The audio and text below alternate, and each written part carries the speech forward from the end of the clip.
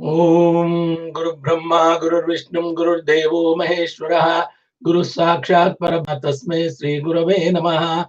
Om Ganana Antva Ganapati Gammavamahe Kavim Kavinam Upavasravastramam Jeshtarajam Brahmanan Brahmpada Anushrunnoti Visida Sadhanam. Om Mahaganadipataye Namaha. Om Mahaganadipataye Namaha. Om Mahaganadipataye Namaha. Om Keshwaya Namaha. Om Narayana Namaha. Om Madhvaya Namaha. Om Govindaya Namaha. Om Vishnuve Namaha. Matsodaraya Namaha. Trivikraya Namaha. Vamanaya Namaha. Sridharaya Namaha. Vrushikaya Namaha. Padmanabhaya Namaha. Damodaraya Namaha. Sankarshnaya Namaha. Vasudevaya Namaha. Pradyumnaya Namaha. Aniruddhaya Namaha. Purushottamaaya Namaha. Dokshaya Namaha. Narasimhaya Namaha. Achyutaya Namaha. Janardhanaya Namaha. Upendraya Namaha. Hare Namaha. Sri Krishnaya Namaha. Sri Krishnaya Namaha.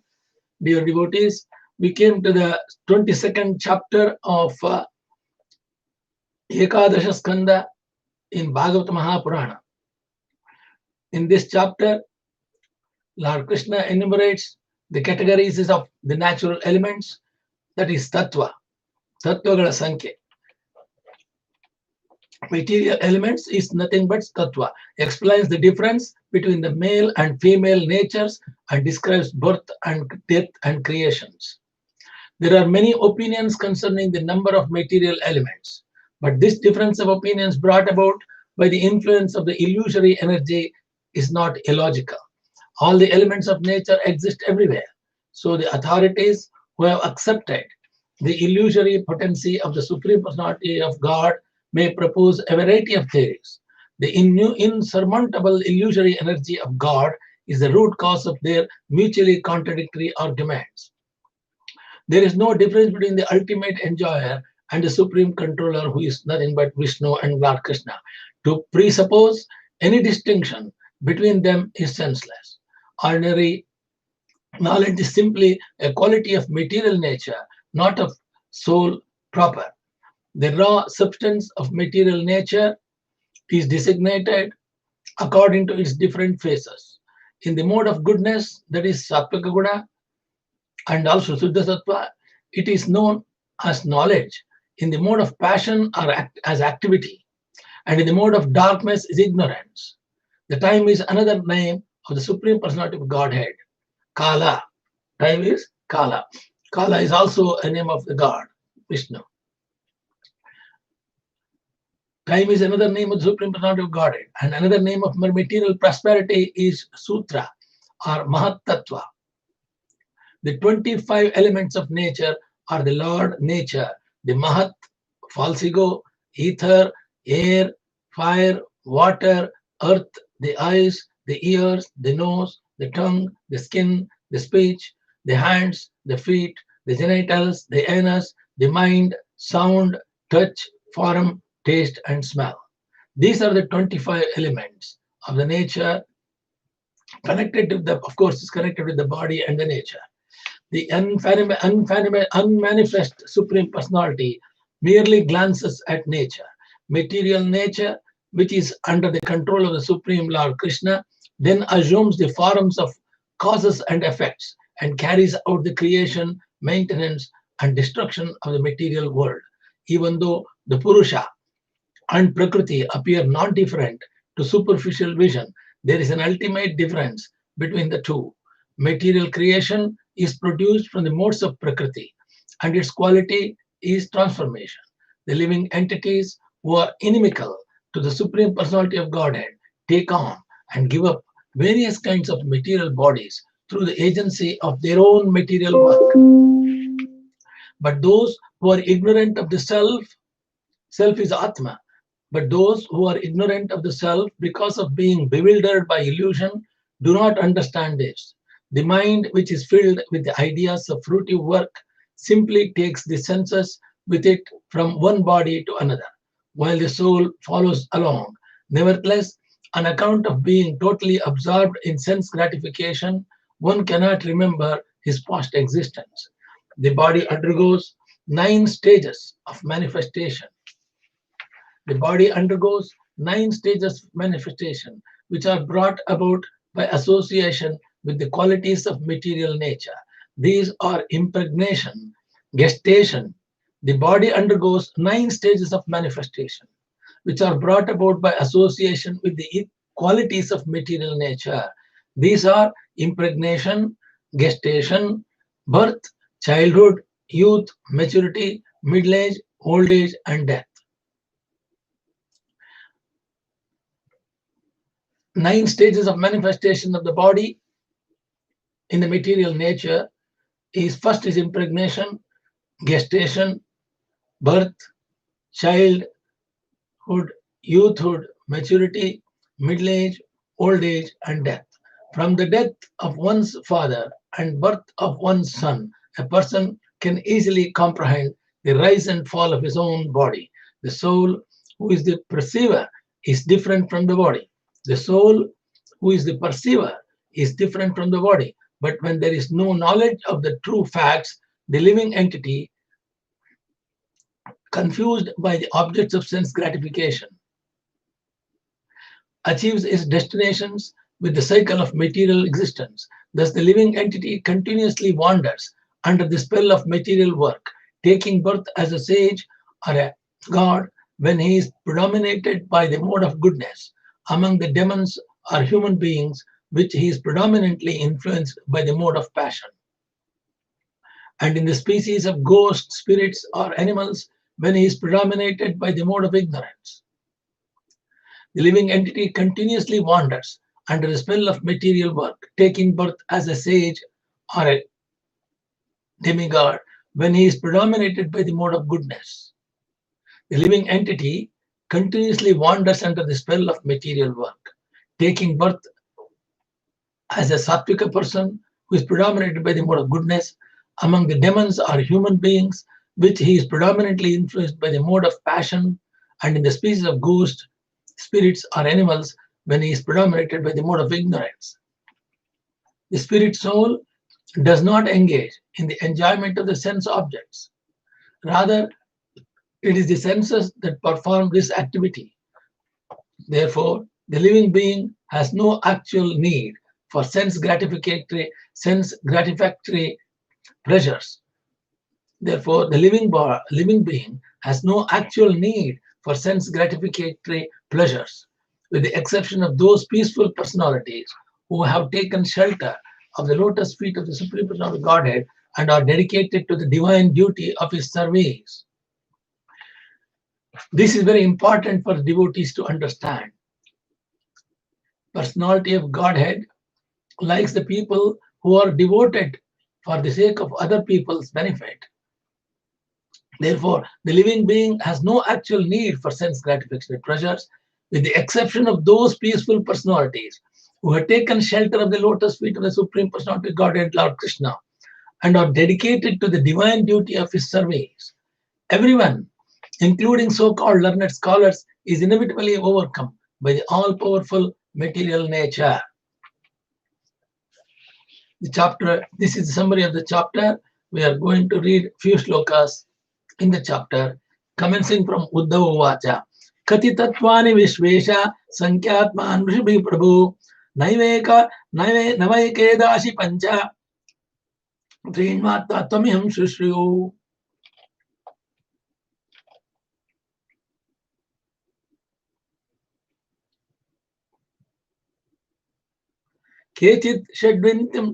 Kechit षड्विंशतिं प्राहुरुपरे पंचविंशतिं सप्तते नव षट्के चिर्चार्त्येने एकादशा परे.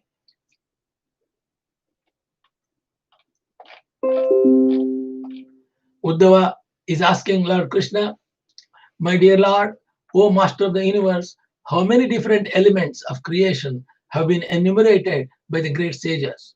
I have heard you personally describe a total 28: God, the Jiva soul, the Mahat Tattva, false ego, the 5 gross elements, the 10 senses, the mind, and the 5 subtle objects of perception and 3 modes of nature.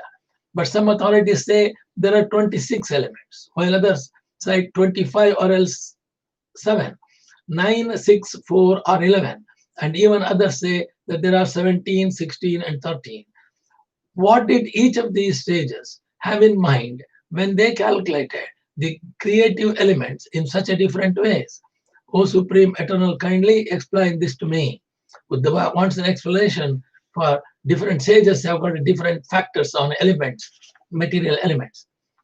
Lord Krishna thoroughly explained in the previous chapter that Vedic knowledge is not meant for sense gratification, but for liberation from material bondage. Now Uddhava presents some intermediate questions that must be answered to the path of liberation will be clear. Different philosophers have historically disagreed over the exact number of material elements, about the existence and non-existence of particular external objects, and about the existence of the soul itself. Jnanakanda section of the Vedas aim at liberation through analytic understanding of the material world and of the spirit soul as a transcendental element beyond matter. Ultimately, the Supreme Lord Himself stands above all elements and maintains them by His personal potency. Uddhava mentions in numerical terms different methodologies of various stages, citing first the Lord's own opinion.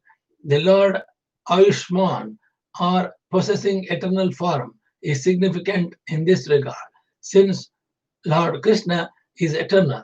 He possesses the knowledge of past, present, and future, and is thus the original and supreme philosopher. According to Srila Vishwanath Chakravarti Thakura, the different analytic approaches mentioned by Sri Uddhava are actually not contradictory, since they are different methods of categorizing the same reality. Atheistic speculation in reality does not recognize the existence of the God even. Consequently, it is worthless attempt to explain the truth. The Lord Himself empowers different living entities to speculate and speak on reality in different ways. The actual reality, however, is the Lord Himself, who will now speak to Sri Uddhava. Bhagavanuvacha Yuktancha hanti tarvatra bhashante brahmana yata maya madiya mudgraham dadatam kimno durghatam. Lord Krishna replied, because all material elements are present everywhere, it is reasonable that different learned Brahmanas have analyzed them in a different ways. All such philosophers spoke under the shelter of my mystic potency, and thus they could say anything without contradicting the truth. The words Santi Sarvatra in this verse indicates that all material elements are found within each other in gross and subtle forms. In this way, there are innumerable ways to categorically describe them. The material world is ultimately illusory, undergoing constant transformation. It may be measured in different ways, just as the mirage of an oasis may be described in different ways. But the Lord's own analysis of 28 elements is perfect. The Lord's own analysis of 28 elements is perfect and should be accepted. Srila Jiva Goswami states that the word Maya in this verse does not refer to Maha Maya, or potency of ignorance, but to the Lord's inconceivable mystic power, which shelters the learned followers of Vedic knowledge. Each of these philosophers mentioned here reveals a particular aspect of truth, and their theories are not contradictory, since they are simply describing the same phenomena with the different categorical systems. Such philosophical disagreement is endless within the material world. Thus, everyone should unite on the platform of the Lord's own opinion, as stated in His service. Similarly, in Bhagavad Gita, Lord Krishna requests all conditioned souls to give up their various forms of worship and surrender to Him in full Krishna consciousness, becoming His devotees. Thus, the whole universe can be united in love of Godhead by chanting Hare Krishna, Krishna Krishna, Hare Hare, Hare Rama, Rama Rama, Hare Hare. By the Lord's revealing Himself to a sincere devotee, the controversy of analytic philosophy is ended. When philosophers argue I don't choose to analyze this particular case in this same way that you have. It is simply my own as insurmountable energies that are motivating their analytic disagreements. Because of the material potencies of the Supreme Lord, mundane philosophers are perpetually arguing about which comes first, the chicken or the egg, by the influence of the modes of goodness, passion, and ignorance. That means the influence of Sattvika Guna, Rajasika Guna, and Tamasic Guna. Different philosophers are attracted to different views, and by the influence of the material atmosphere created by the Lord, these philosophers perpetually disagree with one another. Supreme Lord Himself, however, has given the clear explanation, as stated in Srimad Bhagavatam. Let me offer my respectable obeisances unto the all-pervading Supreme Personality of Godhead, Krishna, who possesses unlimited transcendental qualities, acting from within the cores of the hearts of all the philosophers who propagate various views. He caused them to forget their own souls, while sometimes agreeing and sometimes disagreeing among themselves. Thus, he creates within this material world a situation in which they are unable to come to a conclusion. I offer my respectable obeisance unto Supreme Personality of Godhead. Yasam vetikadadasi dikvalam vadatam padam prapte shamadameshtati vadastama anumshamati. By interaction of my energies, different opinions arise. But for those who have fixed their intelligence on me and control their senses, differences of perception disappear, and consequently, the very cause of argument is removed. Conflicting varieties of perception are created by the interaction of the Lord's material energies in the minds of different philosophers who staunchly defend their opinions, stating, this may be the case, or perhaps that or the other, or this may not be the case, or perhaps that is not the case. Such logical or rational proposing, doubting, counter-proposing, counteracting, etc., take thousands of different forms and become the basis of argument. Actually, the Supreme Personality of Godhead, Lord Krishna, is the basis of all existence, since everything emanates from the Lord, is maintained by the Lord, and at the end is merged to rest within the Lord. Lord Krishna is Paratattva. Lord Krishna is Paratattva, the highest truth underlying all other dependent truths. In a society of learned persons who have understood the personality of Godhead, in a society of learned persons who have understood the personality of Godhead to be everything, there is no further cause of philosophical quarrel. Such unity of opinion is not based on the absence of philosophical inquiry, nor on the stifling of rational discussion, but is the natural result of spiritual enlightenment. The so-called philosophers proudly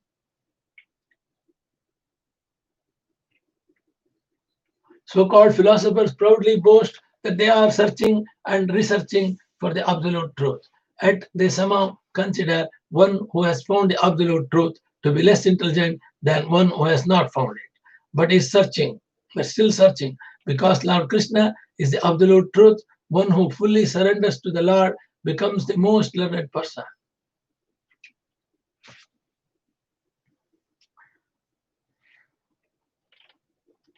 O best among men, because subtle and gross elements mutually enter into one another, philosophers may calculate the number of basic material elements in different ways according to their personal desire. All subtle material elements or tattvas are actually present with their gross effects.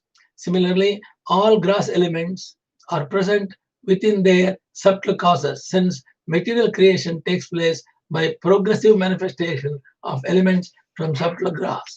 Thus, we can find all material elements within any single element. Therefore, no matter which of these thinkers is speaking, and regardless of the whether in their calculations they include material elements within their previous subtle causes, or else within their subsequent manifest products, I accept their conclusions as authoritative because a logical explanation can always be given for each of the different theories. Although innumerable philosophers may rationally describe the material creation from different points of view, one cannot perfect one's knowledge without Krishna consciousness. An intellectual person who should therefore not be falsely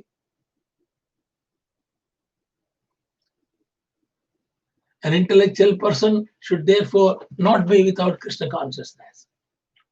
An intellectual person should therefore not be falsely proud simply because he has ascertained a particular truth within the material world. The Lord here states that one who follows the Vedic way of analysis will undoubtedly have many insights concerning the material creation. Ultimately, however, one must become a devotee of the Supreme Lord Vishnu and perfect one's knowledge of Krishna consciousness.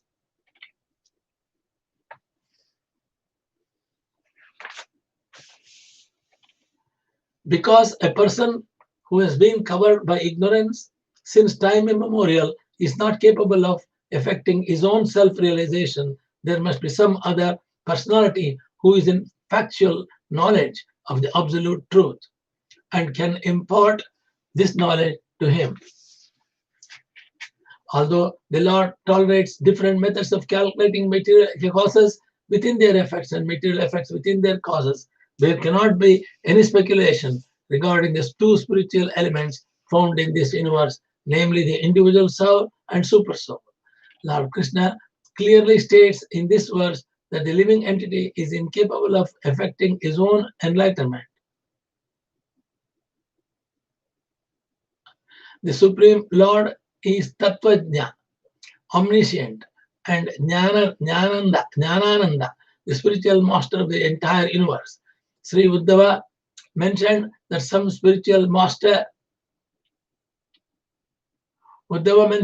philosophers describe 25 elements and others 26.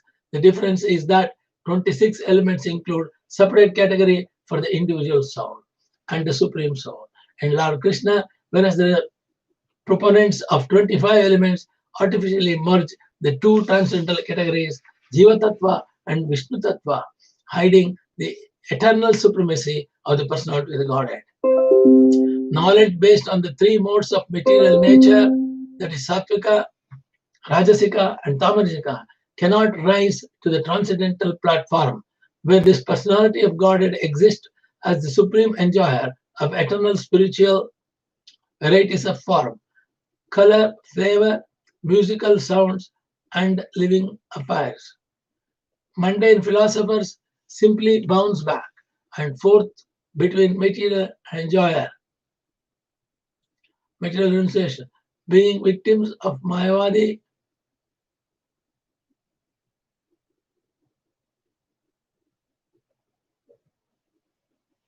knowledge based on the three modes of material nature, that is Sattvika, Rajasika, and Tamasika, cannot rise to the transcendental platform where the personality of God exists as the superior, supreme enjoyer of eternal spiritual varieties of form, color, flavor, musical sounds, and living affairs.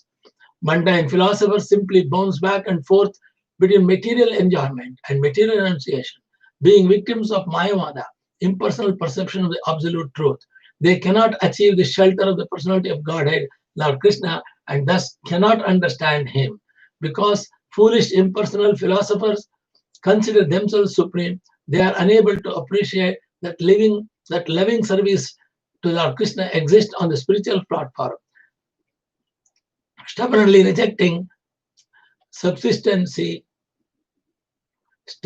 rejecting subservience to the personality of Godhead, the impersonalists are eventually overwhelmed by illusory potency of the Lord and undergo the miseries of the material existence. The Vaishnavas, on the other hand, are not all envious of personality of Godhead. They gladly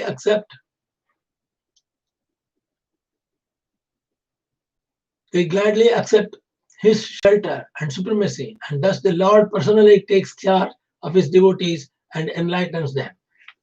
filling them with his own transcendental bliss. Spiritual service to the Supreme Lord is in this way free from the disappointment and repression of material service.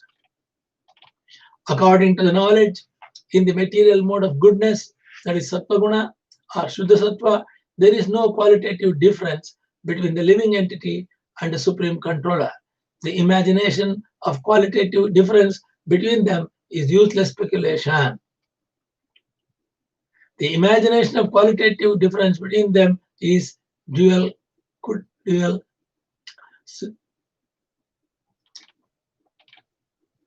According to certain philosophers, there are 25 elements, among which a single category is stipulated for both individual living entity and the Supreme Lord. Such impersonal knowledge is declared by the Lord to be material. Jnanam cha prakritir gunaha. Such knowledge can, however, be accepted to establish the qualitative identity of the Supreme Lord and the living entities who expand from him. The Supreme Controller and the controlled living entities are simultaneously one and different. In the material mode of goodness, the oneness is perceived.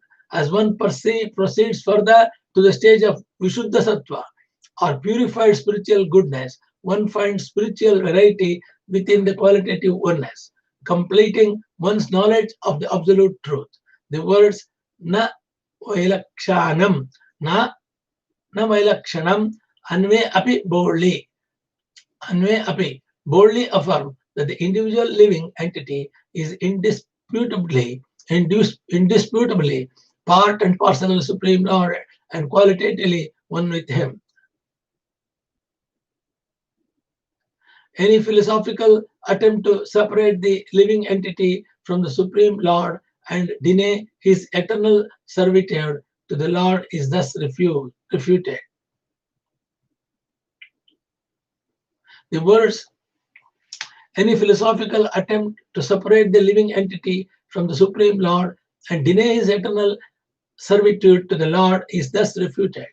Speculation arriving at the conclusion that the living entity has independent existence separate from the Lord is described here as apartha, useless. Nevertheless, the theory of 25 elements is acceptable to the Lord as a preliminary phase in the evolution of spiritual knowledge.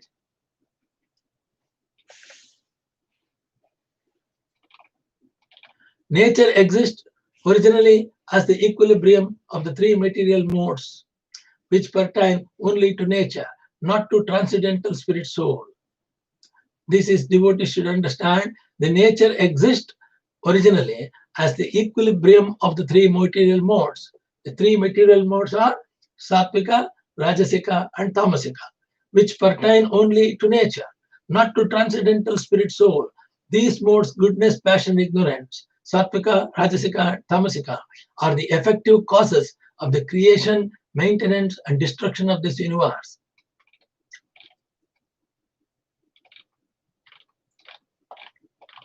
In this world, the mode of goodness, the Sattvika Guna, is recognized as a knowledge, the mode of passion as a fruitive work, and the mode of darkness as ignorance. Time is perceived as the agitated interaction of the material modes, and the totality of the functional propensity is embodied by the primeval Shudra or Mahat Tattva, Sutra or Mahat Tattva. I have described the 9 basic elements as the enjoying soul, nature's primeval manifestation of the Mahat Tattva, false ego, ether, air, fire, water, and earth.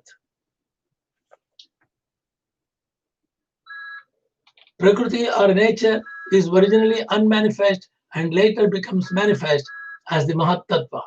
Although the living entity is a Purusha, an enjoyer, the real process by which he can enjoy is by satisfying the transcendental senses of the Lord. Just as the hand eats by supplying the food to the stomach,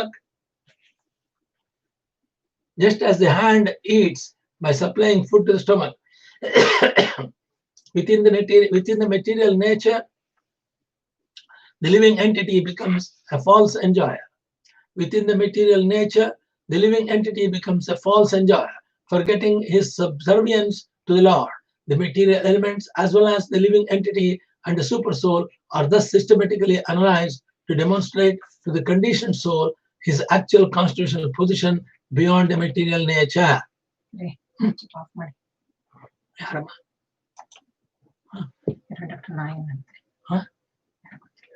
Hello? Hi, Dr. Gupta. Yes, speaking. Hello, Dr. Nang. Yeah. Hello. Hello. The ultrasound scan request is rejected from heart. Yeah, I understand. I think you should write the discomfort in the abdomen in the left upper side, and also irregular habits of the bowel, and I have written in here all of those, but they have rejected. Oh. Abdominal pain, marginal GSA, normal colonoscopy for ultrasound and prostate pain, that they rejected it. So do that. A lot of the ultrasound scan, the gynae ultrasound scan, they rejected. A lot of them they rejected. Oh, I see. I don't know whether do you want to do it in Durham or do you just want to wait for the urology appointment? I think better to proceed with the abdominal ultrasound. Can you order in the private clinic I can order in Durham, which might be a little bit easier. Okay, order in Durham then. That's all right. Yeah, abdominal pain and then the marginal GSA. And change in the bowel habits. Change of bowel habits that they will reject it because they will say that you need colonoscopy and all these kind of things. Ultrasound scan will not pick up the inside of the bowel. So I guess that might be one of the reasons that they don't. One moment that you mentioned the bowel habit change, that they will say that scan is not useful. You can't request CT scan either because the hospital you need to have a talk with the radiologist and women. Otherwise, you can't do that either. So okay, try Durham then. Let us see what happens. Just get it in Durham. Yeah, but you should write. You had anything from the urologist, but not yet. Not yet. Should I have to make an appointment, or you already done it? I have already done the referral. Again, these referrals go at the like. I think they went from the surgery on the 7th of September. It was about a week. So it is a chosen book, or is it direct referral? All the referral are advice and guidance. So when they write to them, they read the referral letter and then they will just come back with the advice or they will give you the advice one way or the other. Oh, I see. So it depends on how they see it. The chosen book means I have to make an appointment. That's not a chosen book, is it? No. There is no chosen book appointment open. So, oh, it's not now. No, not because of the coronavirus. No chosen book unless it is 2 weeks ago. Oh, I see. These are like advice and guidance. But I have done the referral to the urologist. Just check. Thank you. Which hospital you referred? It will be just the general urology. I don't know which hospital that you ever want to see. But I don't mind. Anyone will do. Just check with the reception. I'll ask them to check it for you. Okay. Thank you. Thank you, Doctor. Thank you. Bye.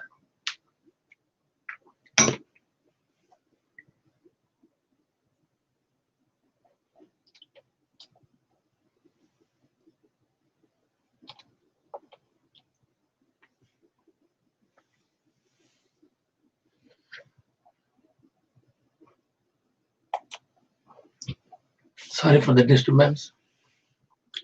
We are in the shloka number 15. Shrotram tad darshanam grano jikhveti jnana shaktayah vakpunyapasta karmanya gobhayam manaha. Hearing, touch, sight, smell, and taste are the 5 knowledge acquiring senses. My dear Uddhava, and speech, the hands and the genitals, the anus and the legs constitute the 5 working senses. 5 karmendriyas, 5 panchendriyas. The mind belongs to both these categories. 11 elements are mentioned in this verse. Sound, touch, taste, smell, and form are the objects of the knowledge acquiring senses. And movement, speech, excretion, and manufacture are functions of the working senses. Here the word utsarga refers to evacuation of genitals and anus, and thus constitute the two elements. In this way, 10 elements are listed here in two sets of 5. In the beginning of creation, nature assumes by the modes of goodness, passion, and ignorance its form as the embodiment of all subtle causes and gross manifestations within the universe. The Supreme Personality of Godhead does not enter the interaction of material manifestation but merely glances upon nature. The Personality of Godhead Krishna is not subject to transformation like the subtle and gross material elements. Thus, the Lord is avyakta, or not materially manifest at any stage of cosmic evaluation, regardless of the specific method of cataloging the material elements. The Lord remains the ultimate creator, maintainer, and annihilator of the total cosmic situation. The Lord remains the ultimate creator, maintainer, annihilator of the total cosmic situation.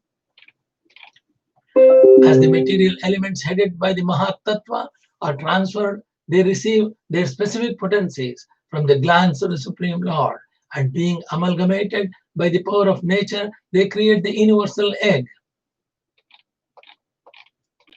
According to some philosophers, there are 7 elements, namely earth, water, fire, air, and ether, along with the consciousness, spirit, soul, and the supreme soul, super soul, who is the basis of both the material elements and the ordinary spirit soul. According to this theory, the body, senses, life, air, and all material phenomena are produced from these 7 elements. Having explained his own viewpoint, the Lord now summarizes various other analytic methodologies. Other philosophers state that there are 6 elements: the 5 physical elements, earth, water, fire, air, and ether, and the 6th element, the Supreme Personality of Godhead. The Supreme Lord, endowed with the elements that he has brought forth from himself, creates this universe and then personally enters within it.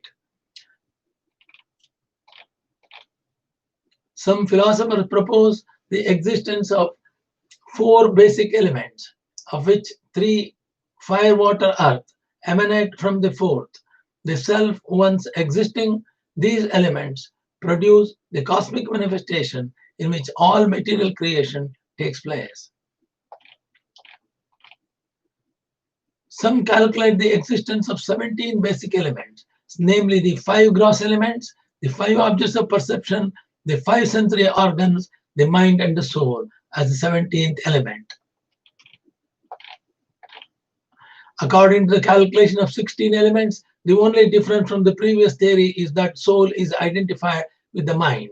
If we think in terms of 5 physical elements, 5 senses, the mind, the individual soul, and the super soul, Supreme Lord, there are 13 elements. According to the theory of 13 elements, the sense objects aroma, taste, form, touch, and sound are considered byproducts of the interaction of senses of physical matter. Counting E11, there are the soul, the gross elements, and the senses. 8 gross and subtle elements plus the Supreme Lord would make 9. Thus, great philosophers have analyzed the material elements in many different ways. All of their proposals are reasonable, since they are all presented with the ample logic. Indeed, such philosophical brilliance is expected of the truly learned. The material world has been analyzed in innumerable ways by innumerable brilliant philosophers, but the conclusion is always one: the Supreme Personality of Godhead, Vasudeva. Aspiring philosophers need not waste their precious time showing off their intellectual brilliancy, because there is a little left to analyze the material platform. One should simply surrender to the absolute truth, the supreme element Lord Sri Krishna, and uncover one's eternal consciousness of God. Uddhava inquired again, although the nature of the living entity are constitutionally distinct, O Lord Krishna, there appears to be no difference between them. Because they are found residing within one another, thus the soul appears to be within nature and nature within the soul. Thus the soul appears to be within the nature and the nature appears to be within the soul. Sri Uddhava here expresses the doubt that arises in the heart of an ordinary conditioned soul. Although the Vedic scriptures declare that the material body is a temporary fabrication of material modes of nature, the conscious living entity within the body is actually an eternal spirit soul. In Bhagavad Gita, Lord Krishna has declared the material elements constituting the body to be his separated inferior energy, whereas the living entity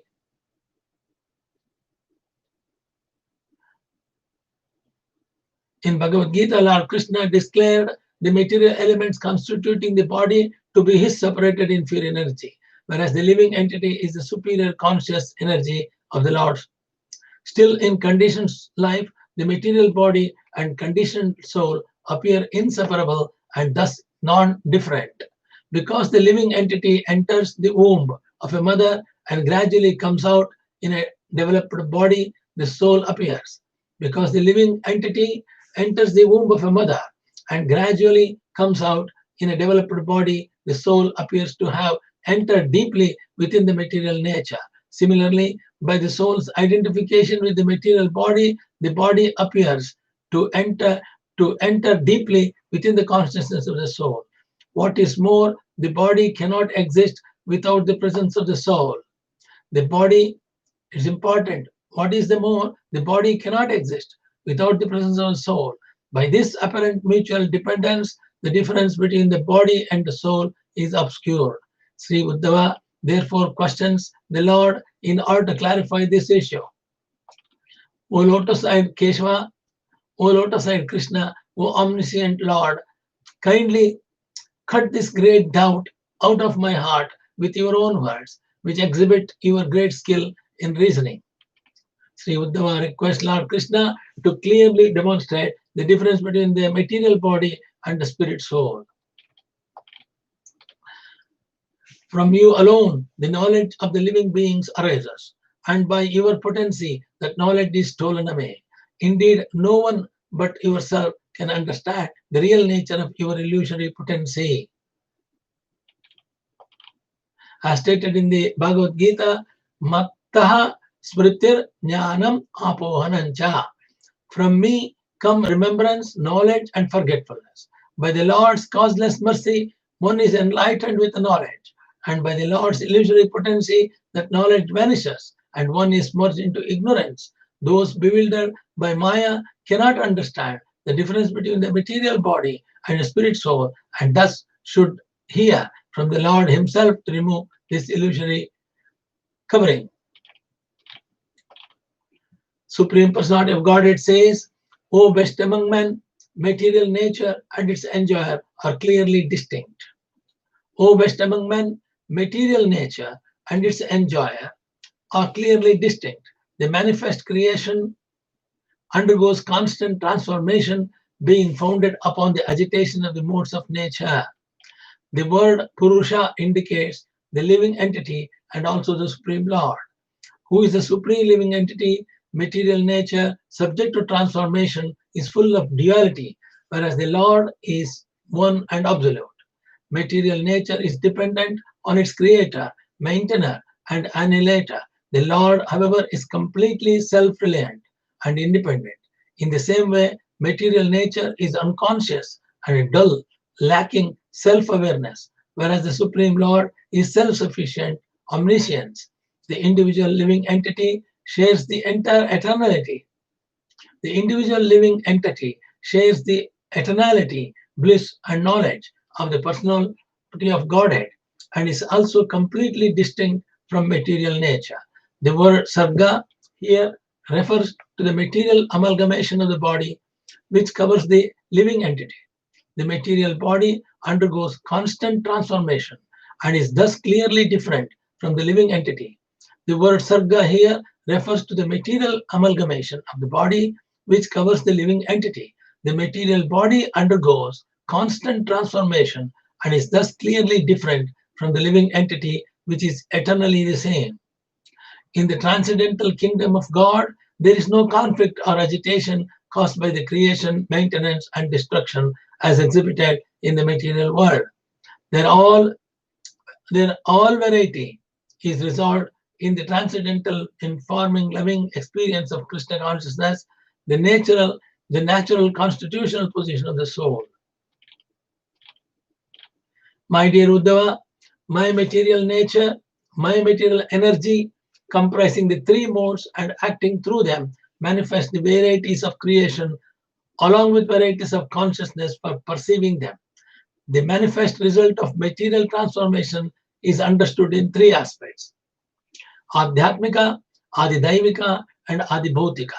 The material manifest result of material transformation is understood in three aspects: Adhyatmika, Adidaivika, Adibhautika. These are the Tapatraya can come.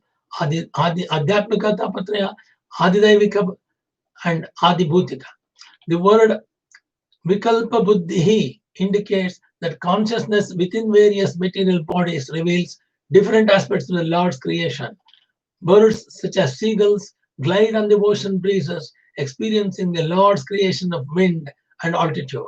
The fish experience life within the water, and other creatures ultimately experience life within the trees or within the earth.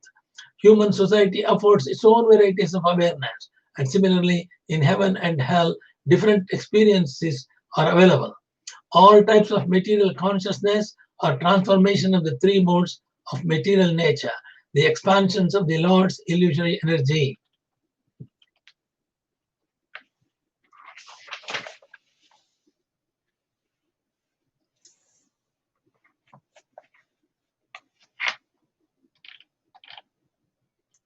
Sight, visible form, and the reflected image of the sun within the aperture of the eye all work together to reveal one another. But the original sun standing in the sky is self-manifested.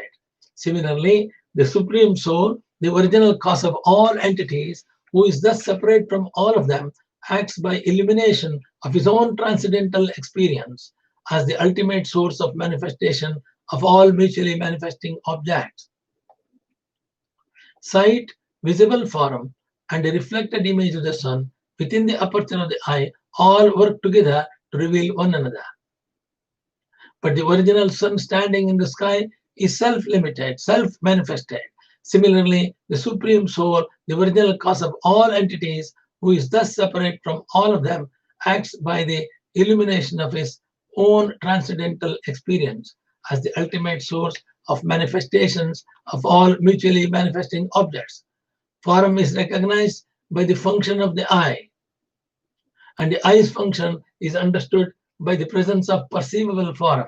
The interaction of sight and from further depends on the presence of the light provided by the demigods, provided by the gods, whose service of universal management depends on the presence of those who are to be managed, namely the living entities experiencing form with their eyes. Thus, the three factors, Adhyatma, represented by the senses such as the eye, Adibhuta, the sense objects such as form, Adidaivika.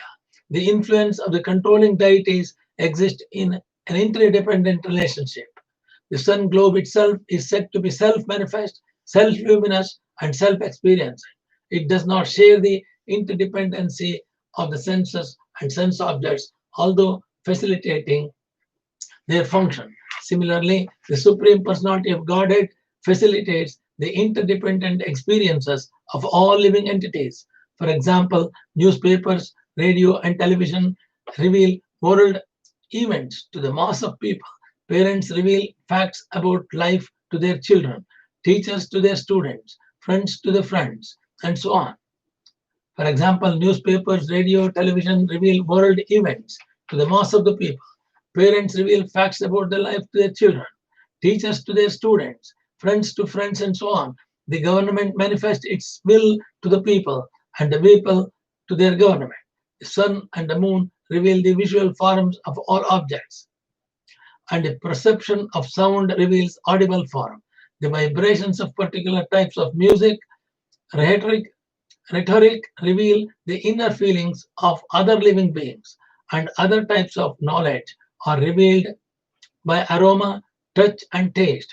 In this way, through the interaction of the senses and mind with innumerable sense objects, different types of knowledge are acquired. All such informative interactions, however, depend upon the supreme illuminating power of the personality of Godhead, as stated in the Brahma Samhita, Yak Chakshur Esa Savita Sakala Grahanam. Among all the planets, the sun is considered the eye of the Supreme Lord. The personality of the Godhead is eternally omniscient by his own transcendental potency, and thus no one can reveal anything to the Lord about anything. Still, Lord Krishna humbly accepts our prayers offered in Krishna consciousness. In conclusion, Lord Krishna clearly explains here that his sublime characteristics are completely different from those of the manifest universe. The Lord is therefore the supreme transcendental entity free from all material influence. The Lord is therefore the supreme transcendental entity free from all material influence. We came to the 32nd shloka. Yoso gunaksho vikruto vikaraha pradhana moolan mataha prasutaha aham trivanmoha vikalpahetu vaikarikastamasa aindriyascha.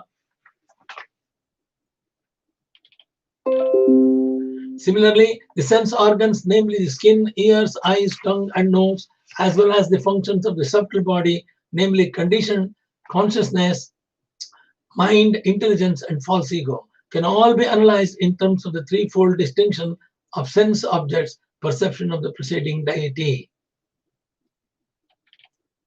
Individual soul has no permanent relation with the interdependent material functions of the senses, sense objects, and controlling deities.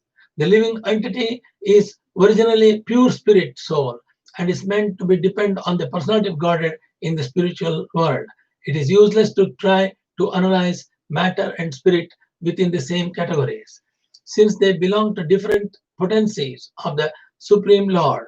Thus, the act of spirituality, the act of spiritually perceiving the Supreme Lord, his abode, and one's own self is an entirely anti-material process realized within the pure Krishna consciousness. Thus, the act of spiritually perceiving the Supreme Lord, his abode, and one's own self is an entirely anti-material process realized within the pure Krishna consciousness. When the three modes of the nature are agitated, the resultant transformation appears as the element false ego in three phases. When the three modes of nature are agitated, the resultant transformation appears as the element false ego in three phases: goodness, passion, and ignorance. Generated from the mahat tattva, when the three modes of nature are agitated, the resultant transformation appears as the element false ego in three phases: goodness, passion, and ignorance. Sattva guna, rajasika guna, and tamasika guna. Generated from the mahat tattva, which is itself produced from the unmanifest pradhana, this false ego becomes the cause of all material illusion and duality. By giving up one's false ego of identification with the three modes of nature, one can achieve Krishna consciousness, the pure original state of existence. The word moha vikalpa hetu indicates that because of false ego, one considers himself to be the enjoyer of nature and thus develop a false sense of material duality in terms of material happiness and distress. False ego is removed by identifying oneself as the Lord's eternal servitor in full Krishna consciousness. The speculative argument of philosophers, this world is real. No, it is not real. The speculative argument of philosophers, this world is real. Somebody says, no, it is not real, is based upon incomplete knowledge of the Supreme Soul and is simply aimed at understanding material dualities. Although such argument is useless, persons who have turned their attention away from the Lord Krishna their own true self, are unable to give it up. Uddhava says, O Supreme Master, the intelligence of those dedicated to fruitive activities is certainly deviated from you. Please explain to me how such persons accept superior and inferior bodies by their materialistic activities and then give up such bodies. O Govinda, this topic is very difficult for foolish persons to understand. This topic is difficult for all devotees to understand, of course. Being cheated by illusion in this world, they generally do not become aware of these facts.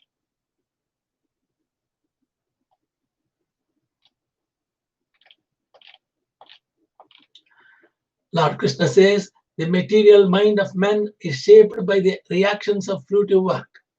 Along with the five senses, it travels from one material body to another. The spirit soul, although different from this mind, follows it. The material mind of man is shaped by the reactions of the fruitive work. Along with the five senses, it travels from one material body to another. The spirit soul, although different from this mind, follows it.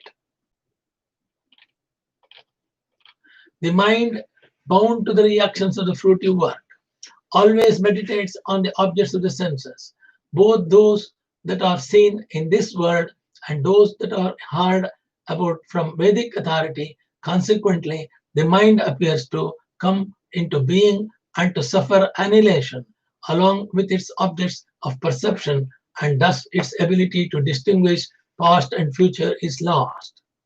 The mind, bound to the reactions of the fruitive work, always meditates on the objects of senses, both those that are seen in this world and those that are heard about from Vedic authority. Consequently, the mind appears to come into being and to suffer annihilation along with its objects of perception, and thus its ability to distinguish past and future is lost. When the living entity passes from the present body to the next body, which is created by his own karma, he becomes absorbed in the pleasurable and painful sensations of the new body and completely forgets the experience of the previous body. This total forgetfulness of one's previous material identity, which comes about for one reason or another, is called death. When the living entity passes from the present body to the next body, which is created by his own karma, he becomes absorbed in the pleasurable and painful sensations of the new body and completely forgets the experience of the previous body. This total forgetfulness of one's previous material identity, which comes about for one reason or the another, is called a death. Depending upon one's karma or fruitive activities, one may achieve a beautiful, wealthy, or powerful body, or to be degraded to an abominable condition of life. Taking birth in heaven or in hell, the living entity learns to completely identify his ego with the new body and thus becomes absorbed in the pleasure, fear, opulence, or suffering of the new body. Completely forgetting the experience of the previous body, death occurs when the specific karma allotted to a physical body is finished. Death occurs when the specific karma allotted to a physical body is finished or completed. Since that particular body's karma is used up, it can no longer act upon one's mind. In that way, one forgets the previous body. The new body is created by nature so that one can experience the karma currently in effect. Consequently, one's entire consciousness becomes absorbed in one's current body in the order that one can fully experience the results of his previous activities. Because the living entity false identifies himself as a body, bodily death is experienced as a death of soul. Bodily death is experienced as the death of the soul. Actually, however, the soul is eternal and is never subject to certain creation or annihilation. This analytic knowledge of self-realization is easily understood in Krishna consciousness.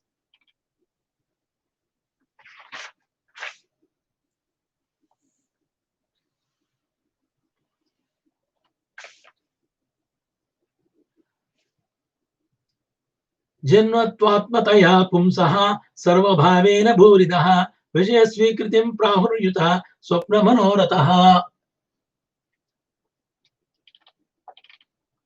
O most charitable Uddhava, what is called birth is simply a person's total identification with a new body. One accepts the new body just as one completely accepts the experience of a dream or a fantasy as a reality. Identification with one's material body surpasses the mere affection and attachment one feels for the bodies of relatives and friends. The word sarva bhavena here shows that one totally accepts the material body to be oneself, just as one completely accepts the experience of a dream as a real. Mere imagination without practical action is called daydream.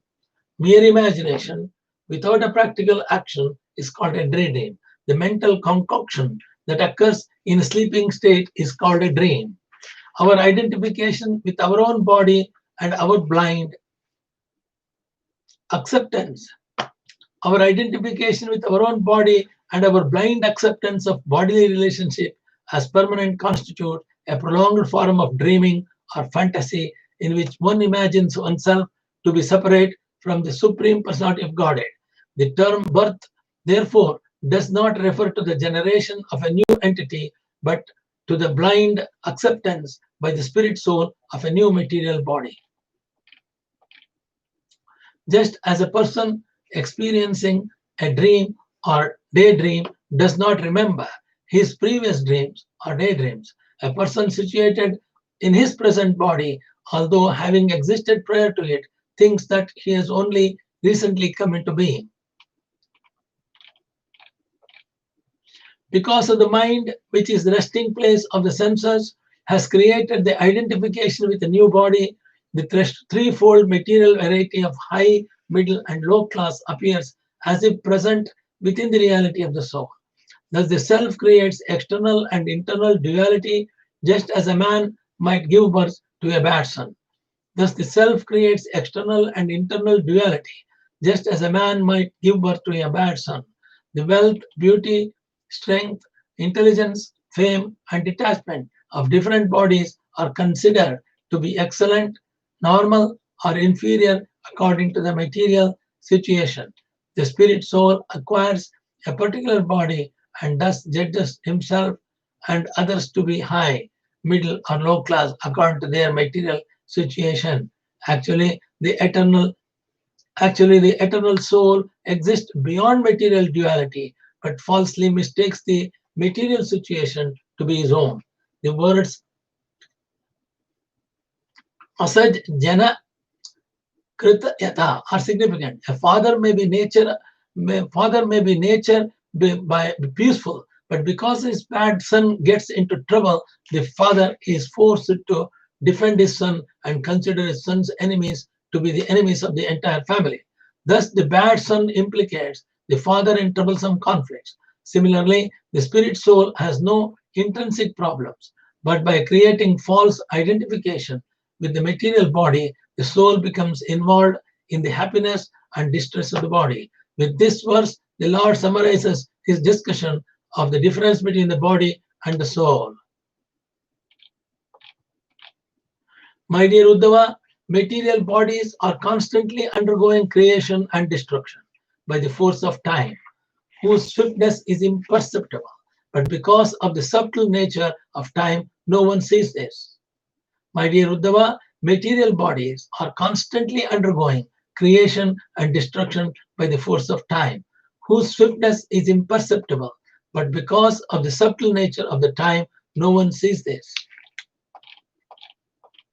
The different stages of transformation of all material bodies occur just like those of the flame of a candle, the current of a river, or the fruits of a tree.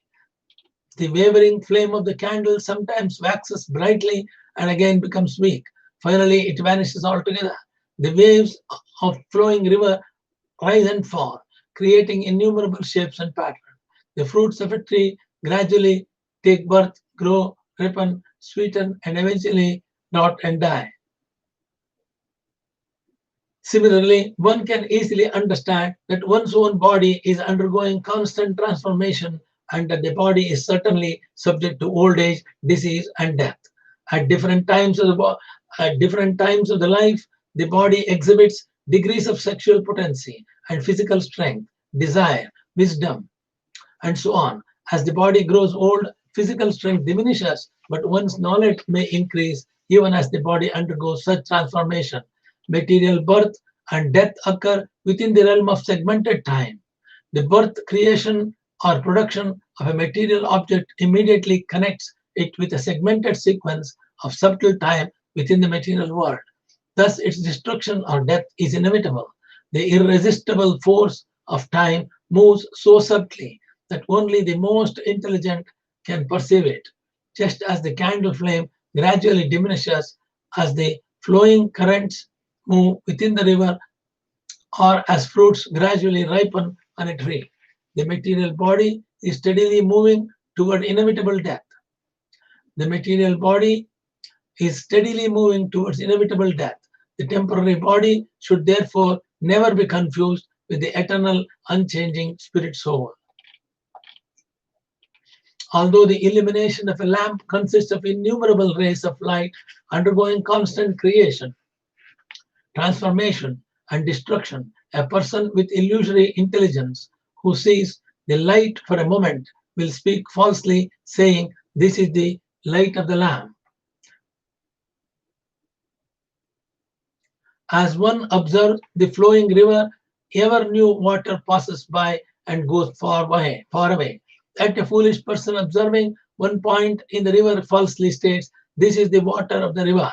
Similarly, although the material body of a human being is constantly undergoing transformation, those who are simply wasting their lives falsely think and say that each particular stage of the body is the person's real identity.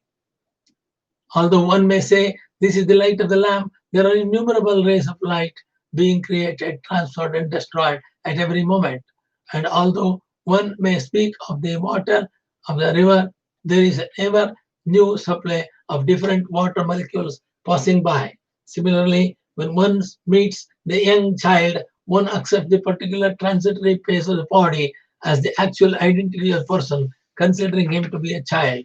One also considers an old body to be an old person. In fact, however, the material body of a human being, just like the waves of a river or the radiation of a lamp, is merely a transformation of the three modes of material nature, the potency of the Supreme Lord.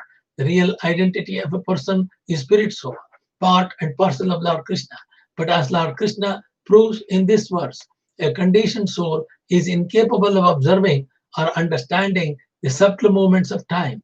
With the gross vision of the material consciousness, one cannot ascertain the subtle elements, subtle segments of material manifestation, which are impelled by the Lord Himself as time. The word Mrshyasam is in this verse indicates those who are uselessly wasting their time in ignorance, without understanding the instructions of the Lord. Such persons gullibly accept any particular phase of the body to be the actual identity of the spirit soul within the body. Because the spirit soul is not subject to material transformation, when he engages himself in the eternal variegated pleasure of Krishna consciousness, loving service to the Supreme Lord, he will experience no further ignorance and suffering.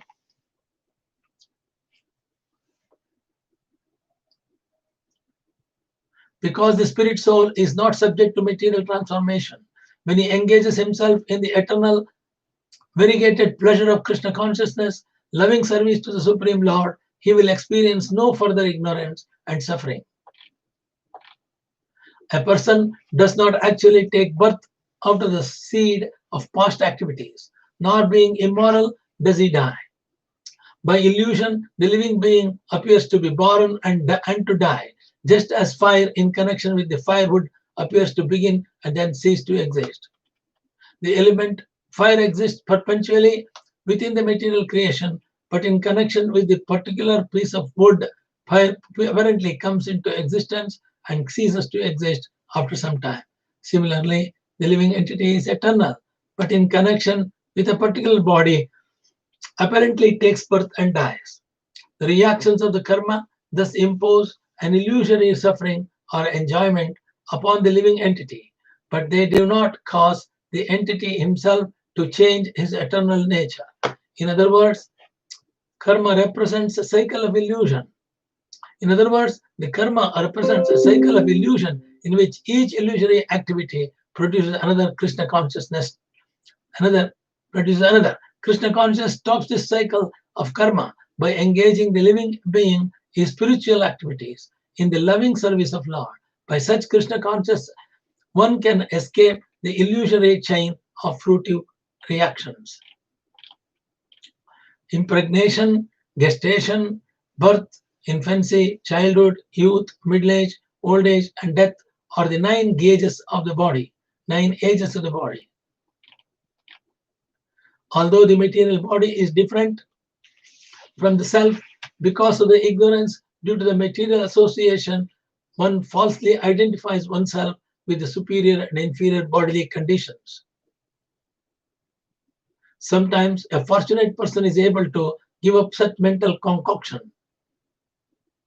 Although the material body is different from the self because of the ignorance due to material association, one falsely identifies oneself with the superior and inferior bodily conditions.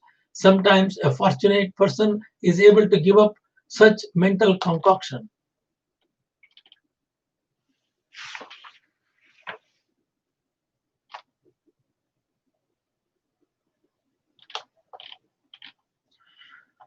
By the death of one's father or grandfather, one can surmise one's own death. And by the birth of one's son, one can understand the condition of one's own birth. A person who thus realistically understands the creation and destruction of material bodies is no longer subject to these dualities.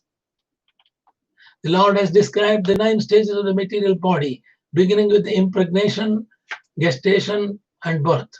One may argue that living entity cannot remember his presence in the mother's womb, nor his birth and early infancy.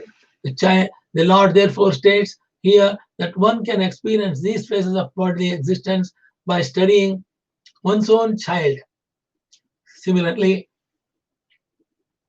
although one may hope to live forever, by experiencing the death of one's father, grandfather, or great-grandfather, one has definite proof that material body will die at one stage.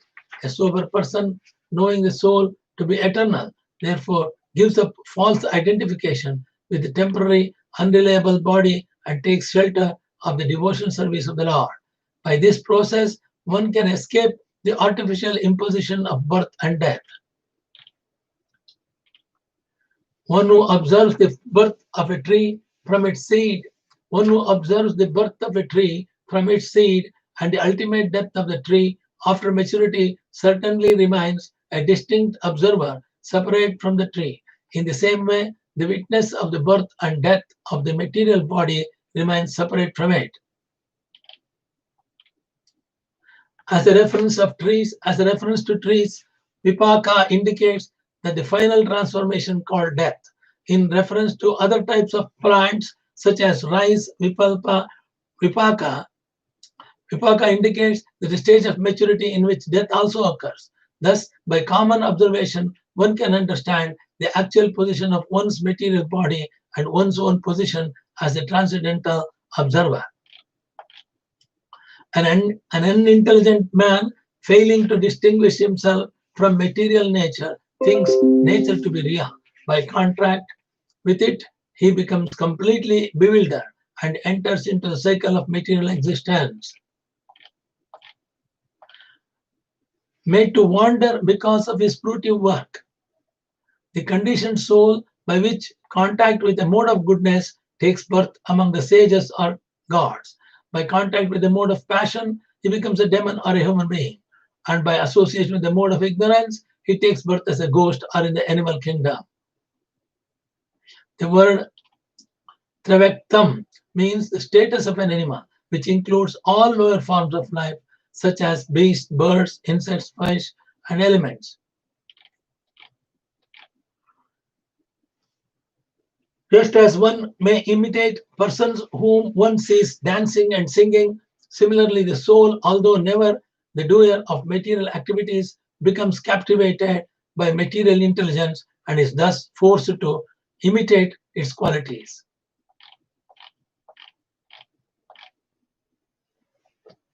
the soul's material life, his experience of sense gratification is actually false.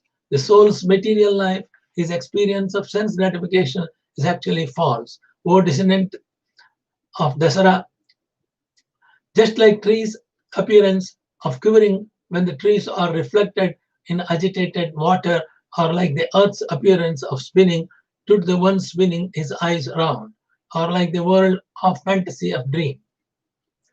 Trees appear to be swaying when reflected in agitated water, and similarly, when one is sitting on a moving boat, the trees on the shore appear to be moving inside the water. When the wind whips up the water, when the wind whips up the water, creating waves, the water appears to have movement of its own, although it is actually being moved by the wind.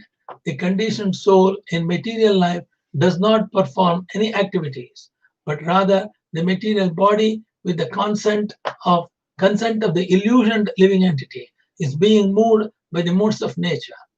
One imposes this external movement upon himself, considering oneself to be dancing, singing, stunning, dying, conquering, and so on, although these are merely interactions of the external body with the modes of the nature. For one who is meditating on sense gratification, material life, although lacking factual existence, does not go away, just as the unpleasant experiences of a dream do not. Therefore, O Uddhava, do not try to enjoy sense gratification with the material senses. See how illusion based on material dualities prevents one from realizing the self.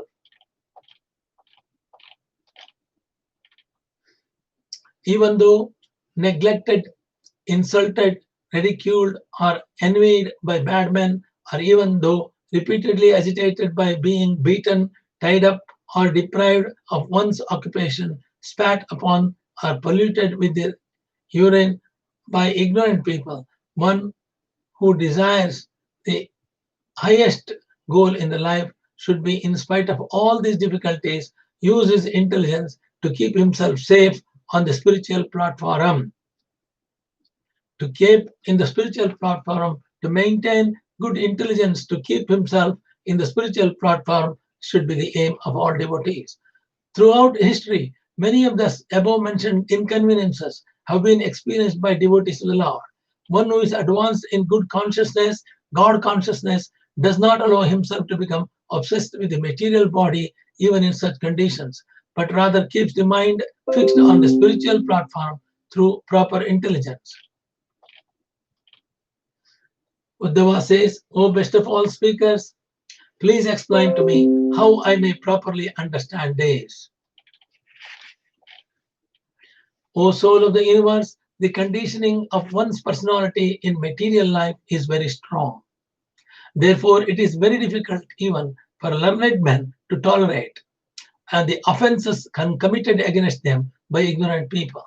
Only your devotees who are fixed in your loving service and who have achieved peace by residing at your lotus feet are able to tolerate such offenses.